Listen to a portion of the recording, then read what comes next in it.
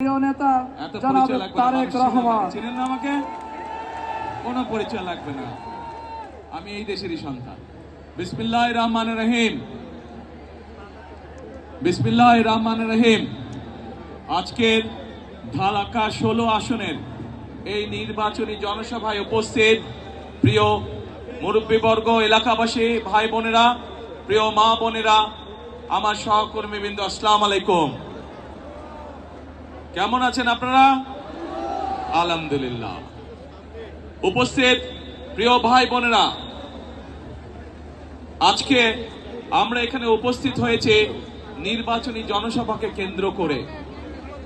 এই যে মঞ্চ, এই মঞ্চের পাশে কতগুলো মানুষ বসে আছেন এখানে, আপনারা হয়তো সবাই দেখতে পাচ্ছেন না, হয়তো কিছু মানুষ দেখতে পাচ্ছেন। এই মানুষগুলো তাদের স্বজনদেরকে হারিয়েছে, গত জুলাই মাসে হারিয়েছে, কেউ কেউ, অনেকে হয়তো এর আগে হারিয়েছে।